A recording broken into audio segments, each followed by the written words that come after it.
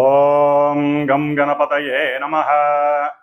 ఓం సుముఖశ్చేకదంతశ్చ కపిలో గజకన్నికః లంబోదరశ్చ వికటో విఘ్నరాజో గణాధిపః ధూమకేతుర్గణాధ్యక్షో ఫాలచంద్రో గజాననః వక్రతుండః శూర్పకర్ణో హేరంబస్కందపూర్వజः షోడశైతాని నామాని యప్పటే శృణుయాదపి విద్యారంభే వివాహే చ ప్రవేశే నిర్గమే తదా సంగ్రామే సర్వకార్యేషు విఘ్నస్వస్త్య న జాయతే. ఓం శ్రీ మహాగణాధిపతయే నమో నమః. హరి ఓం. ఫలాశపుష్పశంకాశం తారకాగ్రహమస్తకం రౌద్రం రౌద్రాత్మకం ఘోరం తం కేతుం ప్రణమామ్యహం. ఓం కం కేతవే నమః. ప్రేక్షకులందరికీ కూడా మరి ఇప్పుడు కాలమానంలో అంతరిక్షంలో మార్చి 30వ తేదీన ప్రారంభమైనటువంటి శని యొక్క రాశి మార్పు ద్వారా మే 14వ తారీఖున గురువు రాశి మారడం మిథున రాశిలోకి, ఆ తదుపరి మే 18వ తేదీన ఈ గ్రహాలన్నిటినీ కూడా తన యొక్క వశీకరణంలో ఉంచుకునేటటువంటి, తన యొక్క ఛాయలో ఉంచుకునేటటువంటి ఛాయాగ్రహాలు రెండు ఉన్నాయి మనకి. ఇవి గేమ్ ప్లేయర్స్. మొత్తం అంతరిక్షాన్ని అట్లాగే సూర్యుణ్ణి చంద్రుణ్ణి కూడా తమ యొక్క ఛాయలో కొన్ని క్షణాల పాటు ఉంచేసి మన యొక్క భూవాతావరణంలో అంతరిక్షంలో ఎన్నో ఆటలు ఆడేటటువంటి గేమ్ ప్లేయర్స్గా ఈ రాహుకేతువుల్ని అభివర్ణిస్తూ ఉంటారు. కాబట్టి అట్లాగే మే 18వ తేదీన రాహుగ్రహము కుంభరాశిలోకి తన యొక్క ప్రవేశాన్ని పూర్వాభాద్ర నక్షత్రంలో ప్రవేశించి స్టార్ జరుపుతుండగా, మరి ఆయనకి ఎదురుకుండా 180 డిగ్రీల దూరంలో ఈ యొక్క కేతువు అనేటటువంటి ఒక గ్రహము, మృత్యుగ్రహము మరి సింహరాశిలోకి సూర్యుడి యొక్క నక్షత్రమైనటువంటి ఉత్తర ఫల్గుని నక్షత్రంలో చార జరుపుతోంది. అంటే రాశి మార్పు జరుగుతోంది. కన్యా రాశిలోంచి సింహరాశిలోకి మార్పు జరుగుతోంది. దీనివలన అసలు కేతువు ఎవరు? కేతువు ఒక మృత్యుదేవత. అంటే బ్రహ్మగారు ఒకానొక సమయంలో తను ఒక మృత్యువు అనేటటువంటి ఒక ఆవిడికి సృష్టి చేశాడు. అయితే ఎందుకని చేశాడు ఆ మృత్యువు అనేటటువంటి ఆవిడంటే, మరి భూమి మీద ఎంతోమంది కర్మానుసారం పుడుతూ ఉంటారు. ఎన్నో జీవులు, అది మానవుడు కావచ్చు, జీవులు కావచ్చు. మరి పుడుతున్నప్పుడు ఈ జీవులు మళ్ళీ చనిపోతేనే కదా మళ్ళీ సృష్టి అనేది బిగినవుతూ ఉంటుంది. ఉన్నవాళ్ళు అలాగే ఉంటే కష్టం కదా.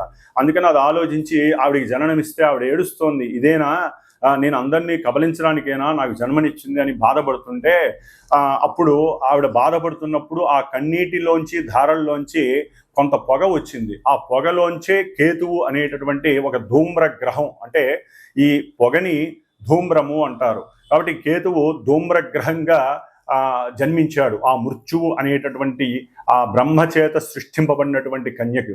కాబట్టి మృత్యువు యొక్క కొడుకు కాబట్టి కేతుగ్రహము మృత్యుతుల్యమైనటువంటి ఎన్నో ఇబ్బందులు, ఎన్నో అగాధాలు, చిత్ర విచిత్రమైనటువంటి కార్యక్రమాలు చేస్తూ ఉంటాడు. మనసంతా కూడా, అంటే ఈ యొక్క అశ్విని నక్షత్రం అట్లాగే మఖా నక్షత్రం, ముఖ్యంగా మూలా నక్షత్రం, ఈ 3 నక్షత్రాలకి ఆయనే అధిష్టాన గ్రహం కేతు. కాబట్టి మూలా నక్షత్రానికి ఎక్కువగా ఫోర్స్ఫుల్గా ఉంటుంది. ఒకందుకు జాతకంలో ఎవరి జన్మజాతకంలోనైనా సరే మూలా నక్షత్రంలో కనుక పుట్టినట్లయితే, ఆ చంద్రుడు మూలా నక్షత్రంలో ఉన్నప్పుడు పుట్టినట్లయితే వారికి జ్ఞానానికి సంబంధించినటువంటి ఎఫెక్ట్ ఎక్కువగా ఉంటుంది. ఎందుకంటే మనకి జ్ఞానకారకో రాహువు, అట్లాగే మోక్షకారకో కేతువు అన్నారు. అంటే జ్ఞానాన్ని వృద్ధి చేసేటటువంటి వాడు రాహువు అయితే, ఆ మోక్షాన్ని ప్రసాదించడానికి ఎక్కువ మనసుని ప్రేరేపించేవాడు ఎవరయ్యా అంటే కేతువు. అందుకనే మనకి వాస్తు ధర్మంలో కూడా ఈశాన్యంలో కేతువుకి గురుడితో పాటు కేతువుకి కూడా స్థానాన్ని ఇచ్చారు. అంటే కొంత భాగాన్ని పెంచమని చెబుతారు. 1 అంగుళమో 2 అంగుళాలో 10 అంగుళాలు, ఎక్కువ కాదు. అంటే అది దైవానికి సంబంధించినటువంటి స్థానంగా భావిస్తారు. కాబట్టి ఈ కేతువు విష్ణు అంశ. ఎందుకంటే మనకు ఉన్నటువంటి దశావతారాలు ఉన్నాయి. ఈ దశావతారాల్లో కేతువు ఆ మీనావతార అంశ అంటే సాక్షాత్తు విష్ణుమూర్తి యొక్క అంశతో ఆవిర్భవించిన వాడని అర్థము. కాబట్టి మనకి జాతక చక్రంలో ముహూర్త భాగంలో కానీ నిత్యము కానీ మనకి ప్రతిరోజు రాహుకాలము అని ఉంటుంది. అంటే రాహుకాలము ప్రాంతీయ భావాలను బట్టి మనకి ఉంటూ ఉంటుంది, తమిళనాడులో ఎక్కువగా ఉపయోగిస్తూ ఉంటారు. కానీ కేతుకాలము అని కూడా ఉంటుంది. అంటే కేతుకాలం ఎక్కడా చూడలేదు కదండి, రాహుకాలం విన్నాం కానీ అని మీరు అనుకోవచ్చు. కేతుకాలము అంటే మనకి పంచాంగంలో యమగండ కాలము అంటారు. మరి మృత్యు అంటే యముడే కదండి. కాబట్టి వీళ్ళందరికీ రిలేషన్స్ ఉన్నాయి, సత్సంబంధాలు ఉన్నాయి. వీళ్ళందరికీ కూడా మృత్యుదేవతకు కానీ, కేతువుకి కానీ, యముడికి కానీ, శనికి కానీ అందరికీ కూడా వీళ్ళందరూ కూడా మనుషుల్ని మింగేసేటటువంటి తత్వం ఉన్నటువంటి వాళ్ళు. కాబట్టి ఈ యొక్క కేతుకాలం అంటే యమగండ కాలము అంటారు. ఈ యమగండ కాలంలో సాధ్యమైనంతవరకు పనులేవి ప్రారంభం చేయకూడదని శాస్త్రవచనం. మరి ఈ కేతువు ఏ విధంగా ఉద్భవించాడు? మనం ఆల్రెడీ మనకి అందరికీ కూడా పురాణ గాథ తెలుసు. క్షీరసాగర మథనము, దాంట్లో రాక్షసుణ్ణి స్వామివారు విష్ణు చక్రంతో సుదర్శన చక్రంతో అతని యొక్క శరీరాన్ని 2 ముక్కలు చేస్తే శిరస్సేమో మనకి రాహుకి వెళ్ళిపోయింది. కింద ఈ శరీరం అంతా కూడా మొండెంతో ఉన్నదానికి నాగుపావును పెట్టేసి మరి విష్ణుమూర్తి ఆజ్ఞాపించాడు కేతువును కూడా. వీళ్ళకు కూడా మన యొక్క సప్తగ్రహాలు అయితే నవగ్రహాల్లో ఒక్కొక్క స్థానం ఇచ్చారు. కానీ ఈ రాహుకి కేతువుకి ఒక స్థానం మీద కమాండింగ్ ఉండదు, వాళ్ళకంటూ ఏదీ లేదు. ఓకే, కొన్ని శాస్త్రాల్లో వృషభము ఉచ్చ అని, అట్లాగే రాహుకి ఉచ్చ క్షేత్రం అని, కేతువుకి మరి వృశ్చిక రాశి ఉచ్చక్షేత్రం అని అంటారు. అట్లాగే సింహము మీనము కూడా కేతువుకి పరిపరి మతాల విధంగా అంటే ఈ యొక్క శాస్త్రాలలో రకరకాలుగా సింహరాశి కేతువుకి స్వక్షేత్రమని, అట్లా మీనరాశి స్వక్షేత్రం అని అంటారు. మరి ఈ యొక్క రాహుకేతువులు ఈ యొక్క భూమండలంలో ఎన్నో ఉన్నటువంటి మన ప్రకృతి అంతా కూడా వాళ్ళు ఆవరించవేసి సూర్యాస్తమయాన్ని సూర్యోదయాన్ని కమాండ్ చేస్తూ, అంటే కాలాల రూపంగా యమగండ కాలమని, మృత్యుకాలమని, వీళ్ళ మాంది గ్రహాలు, అట్లాగే గుళిక కాలాలు, ఇవన్నీ కూడా చాలా రకాలుగా ఉంటాయి. అయితే ఈ కేతువు అనేటటువంటి వాడు ఎక్కడైతే ఏ రాశిలో ఉంటాడో ఆ రాశి ప్రభావాన్ని ఇస్తాడు, రాహుమాలే. అట్లాగే ఏ నక్షత్రంలో ఉంటే ఆ నక్షత్రాధిపతి యొక్క రాశి ప్రభావాన్ని ఇస్తాడు, ఏ గ్రహాన్ని అయితే ఉంటే ఆ గ్రహాన్ని కూడా ఇస్తాడు. కానీ ఈయన జ్ఞానాన్ని ఎక్కువగా, అంటే మోక్షాన్ని, జ్ఞానం ఉంటేనే కదండి మోక్షం వచ్చేది, లేకపోతే మోక్షం డైరెక్ట్గా ఎవరికి రాదు, అంత ఈజీ కాదు. ఆ జ్ఞానాన్ని ఇవ్వడానికే రాహువు. కానీ కేతువు కూడా రాహువుకి కమాండ్లోనే ఉంటాడు. కానీ ఈ కేతువు ఏమి అంత మంచివాడు కాదండి, మోక్షాన్ని ఇస్తాడు అంతవరకే. కానీ ఆయన పాపగ్రహాలతో కలిస్తే పాపాన్ని ఇంకా రెట్టింపు చేసి మింగేసేటటువంటి తత్వం ఉన్నటువంటి వాడి కేతువు. కాబట్టి ఈ కేతువు యొక్క పరిజ్ఞాన రీత్యా చూస్తే ఎటువంటి కార్యమైన ఆటంకాలు, వ్యాపారస్తులు పూర్తిగా కింద వాళ్ళు పడిపోవడానికి, వ్యాపారంలో పూర్తిగా నాశనం అయిపోవడానికి కూడా ఈ కేతువు కారణం అవుతాడు ఒక్కోసారి. అంటే సరైనటువంటి సాధన లేకపోవటం వల్ల కానీ, వ్యాపారస్తుల్లో కానీ బద్ధకం పెరిగిపోవటం, అందరినీ నమ్మటము, లేకపోతే అవసరం లేని సమయాల్లో పెట్టుబడి పెట్టడము, ఇవన్నీ కేతువు ప్రోత్సహిస్తూ ఉంటాడు.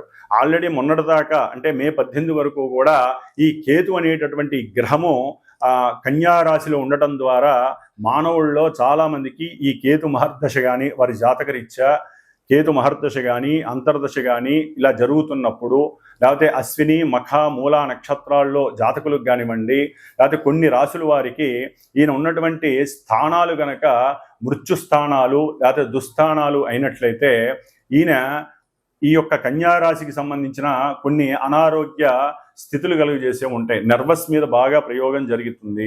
అట్లాగే లోపల జీర్ణకోశానికి సంబంధించిన, పేగులకి సంబంధించిన ఇంటెస్టివ్ డైజెషన్ సిస్టమ్ అంటే అజీర్ణ వ్యాధులు ప్రబలటానికి, ముఖ్యంగా వ్యాపారస్తులకి నష్టాలను కలుగజేయడానికి, వ్యాపార వృద్ధి జరుగుతుంది అనుకుంటే అది కాస్త క్షీణించడానికి ఈ కేతువు చాలా వరకు దోహదపడ్డాడు ఇప్పటి వరకు కూడా. అంటే వినాశకారిగా కొన్నిటి ఉన్నాడు. కొంతమందికి లాభాన్ని కూడా ఇచ్చాడు అనుకోండి, అది వారి యొక్క జాతకరీత్యా ఉన్నటువంటి పరిస్థితులను రీత్యా. కాబట్టి పర్సనల్ జాతకంలో ఈ యొక్క రాహుకేతువులు ఆడే ఆట సామాన్యమైన ఆట కాదు. వీళ్ళు ప్లే బాయర్స్ అని కూడా అనొచ్చు. అంటే మొత్తం ప్లే చేసేస్తారు. వీళ్ళతో ఎవరు కలిసి ఉంటే వాళ్ళ యొక్క ఫలితాలు ఇచ్చేస్తారు. వీళ్ళకంటూ స్వతహాగా నేను ఇదే ధర్మాన్ని అనుసరించాలి అని ఉండదండి. వారు ఏ రాశిలో ఉంటే, ఏ గ్రహం వీళ్ళని చూస్తే, వీళ్ళు ఏ నక్షత్రంలో ఉంటే అట్లా. ఇప్పుడు మరి ఉత్తరా ఫల్గుని అంటే సూర్యుడి యొక్క నక్షత్రంలో మనకి జోడియాక్లో మేషం నుంచి 5వ స్థానం అయినటువంటి సూర్యుడి యొక్క రాశి ఏంటి? సింహరాశి. ఆ సింహరాశిలో కేతు వస్తున్నాడు అంటే అతనికి స్వక్షేత్రం, సాధ్యమైనంత వరకు అతను చెడు చెయ్యడు. కానీ కొన్ని రాశుల వారికి మాత్రం స్థానాల రీత్యా చెడు స్థానాలైతే ఘోరాతి ఘోరమైనటువంటి పరిస్థితుల్ని కేతువు కలుగు చేస్తాడు. మృత్యుతుల్యమైనటువంటి కారకత్వాన్ని ఇస్తాడు ఈయన. అందుకని ముఖ్యంగా హృద్రోగము, జఠర రోగము, జీర్ణాశయ లోపాలు, అట్లాగే లివర్కి సంబంధించిన ప్రాబ్లమ్స్, లేకపోతే శిరస్సుకి సంబంధించినవి, క్యాన్సర్స్, ఇంకా ఒక రకంగా చెప్పాలంటే అధికారులు వారు అనుకున్నటువంటి అనుకూలమైనటువంటి అధికారత్వాలు లేకపోవడం, లేకపోతే రాజకీయ నాయకుల్లో వారి వంశపారంపర్యంగా ఎంతోమందికి అనుకూలతలు కలగజేయటం సాధ్యమైనంత వరకు. ఎందుకంటే కుజవత్ కేతువు శనివత్ రాహువు అన్నారు. అంటే కుజవత్ కేతువు అంటే కుజుడిచ్చే ఫలితాలన్నీ కేతు ఇస్తాడు. కుజుడు ఏ విధమైనటువంటి దుర్మార్గపు పనులు చర్యలు ఇస్తాడో, ఎందుకంటే యుద్ధాలు కావచ్చు, శస్త్రచికిత్సలు కావచ్చు, ముఖ్యంగా కేతుగ్రహ ప్రభావం ఉన్నటువంటి వాళ్ళకి శస్త్రచికిత్సలు ఎక్కువగా జరిగే అవకాశాలు ఉంటాయి. అది ఏ భాగం అనేటటువంటిది శరీర జాతకం నుంచి తెలుస్తూ ఉంటుంది. కాబట్టి మరి కుజుడిచ్చేటటువంటి భయాందోళనలు కానీ, ప్రమాదాలు కానీ, మృత్యుతుల్యమైన ఏ విషయాలైనా సరే, ఈ యొక్క ముఖ్యంగా ల్యాండ్ లిటిగేషన్స్ కానివ్వండి, లేకపోతే అన్నదమ్ముల మధ్య గొడవలు కానివ్వండి, పోట్లాటలు, ఒక చోట సరైనటువంటి స్థిమితం లేకపోవటం, మానసిక విచిత్రమైనటువంటి కళాఖండాలు ఉంటాయి వీళ్ళల్లో. అట్లాగే జూలై 20 తర్వాత ఈయన మళ్ళీ పూర్వఫల్గుని నక్షత్రంలోకి వస్తున్నాడు, శుక్ర నక్షత్రం. ఇప్పుడు సూర్యుడిచ్చే ఫలితాలు ఇస్తే అప్పుడు శుక్రుడిచ్చే ఫలితాలు. చిత్రకళారంగంలో వాళ్ళకి కొంతమందికి అనుకూలతలు ఉంటాయి, కొంతమందికి దిగజారితనాలు ఉంటాయి. చాలా చాలా గోల్మాల్ సిస్టమ్స్ అనేవి కేతు ఇస్తాడు. చిత్రకళా పరిశ్రమ, లలిత కళలు ఉంటాయి మనకి. ఆ లలిత కళల్లో ఏదైతే ఉన్నాయో వాటన్నిటి మీద కేతు యొక్క ప్రభావం ఉంటుంది. సెన్సెక్స్, ముఖ్యంగా షేర్స్ అండ్ సెన్సెక్స్ దేశకాలమాన పరిస్థితుల్లో ఇవి చాలా ఎక్కువగా ఈయన యొక్క కేతు యొక్క ప్రభావం ఉంటుంది. అట్లాగే భార్యాభర్తల మధ్య అన్యోన్యతకు కూడా కేతువు యొక్క ప్రభావం ఉంటుంది. ముఖ్యంగా కేతువుకి సంతానానికి సంబంధం ఉంది. ఎందుకంటే కాలసర్ప దోషంలో కేతు యొక్క పాత్ర అచంచలమైనటువంటిది, అనిర్వచనమైనటువంటిది. కాబట్టి సంతానం లేనటువంటి వాళ్ళు ఎంతోమంది గణపతిని ఆరాధించుకోవాలి, సుబ్రహ్మణ్యేశ్వర స్వామిని ఆరాధించుకోవాలి. అన్నిటికన్నా ముఖ్యంగా కేతుగ్రహ ప్రభావం ఉన్నవాళ్ళు కేతు యొక్క జపాలని, దానాలని, ముఖ్యంగా హోమాలని చేయించుకోవాలి. గణపతికి సంబంధించిన గకార అష్టోత్తరం కావచ్చు, గరికతో కావచ్చు, దర్భతో కావచ్చు, హోమాలు చేయించాలి. సంతానపరంగా కానీ, విద్యాపరంగా కానీ, బుద్ధి పెరగినటువంటి వాళ్ళు కానివ్వండి, నర్వస్ సిస్టమ్ ఆపరేట్ కానటువంటి వాళ్ళు కానివ్వండి, పక్షవాతం వచ్చిన వాళ్ళు కానివ్వండి, ఒకటి కాదండి, విచిత్రంగా ఉంటాయి కేతు ఇచ్చేటటువంటి పరిస్థితులు. వీళ్ళందరూ కూడా గణపతిని ఎక్కువగా ఆరాధించండి. కేతుగ్రహ ప్రభావం వలన, దానివలన బుద్ధి వికాసము, కూర్చుంటే పూజ చేయాలనేటటువంటి తాపత్రయం పెరుగుతుంది. మోక్ష మార్గానికి మీకు మీరే ఆ దైవాన్ని ఎక్కువగా నమ్ముకోవాలి. కాబట్టి కేతువు సింహరాశిలో ఉండటం చాలా చాలా విశేషప్రదం, కొన్ని రాశుల వారికి తప్ప. కాబట్టి ఈ 12 రాశుల్లో ఏ రాశుల వారికి కేతుగ్రహ ప్రభావం శుభంగా ఉంటుంది, కొంతమందికి ఇబ్బందిగా ఉంటుందో తెలుసుకుంటూ, మరి కేతువుకి సంబంధించినటువంటి మోక్షానికి కానివ్వండి, పూజలకు కానివ్వండి, ఏ పూజలు చేయాలి, ఏ ఆరాధనలు చేయాలో మరి మనం ఇప్పుడు తెలుసుకుందాం. ముఖ్యంగా ఓం కం కేతవే నమో నమః, ఓం గం గణపతయే నమః, ఓం కేతుగణ దేవతాయే నమః. మీనరాశి వారికి మే 18వ తేదీ నుండి కేతువు 6వ రాశి అయినటువంటి ఉద్యోగ స్థానము, శత్రు రోగ రుణ పీడల్ని నివృత్తి చేసేటటువంటి స్థానమైనటువంటి సింహరాశిలోకి కేతువు అడుగు పెట్టడం, సంచరించడం చాలా ఉపయోగకరమైనటువంటి విశేషంగా మనం భావించాలి. ముఖ్యంగా తండ్రి నుంచి ఏదైనా మాట సహాయం ద్వారా,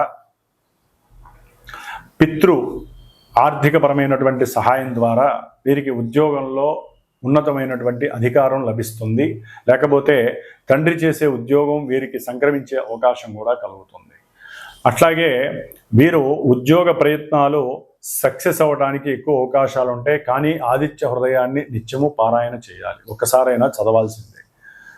అట్లాగే మీనరాశి వారికి 6లో ఉన్నటువంటి కేతువు జూలై 30వ తేదీ తర్వాత శుక్ర నక్షత్రంలోకి వచ్చినప్పుడు భార్య బంధువులతో, అంటే భార్య కావచ్చు, భర్త కావచ్చు, వీరిరువురి యొక్క జన ఉంటారు. ఆ జనంతో ఆర్థికపరమైనటువంటి తలకాయ నొప్పులు ఇష్యూస్గా మారి కోర్టు కేసుల దాకా వెళ్ళి జైల్లోకి వెళ్ళాల్సిన పరిస్థితి కూడా మీనరాశి వారికి కనిపిస్తుంది. ఆల్రెడీ మీనరాశి వారికి ఆగమ్య గోచరంగా ఉంది జాతకం, ఆల్రెడీ మీ అందరికీ తెలుసు. కాబట్టి దానికి తోడు కేతువు 6లో ఉండటం ద్వారా కొన్ని లాభాలు జరుగుతాయి.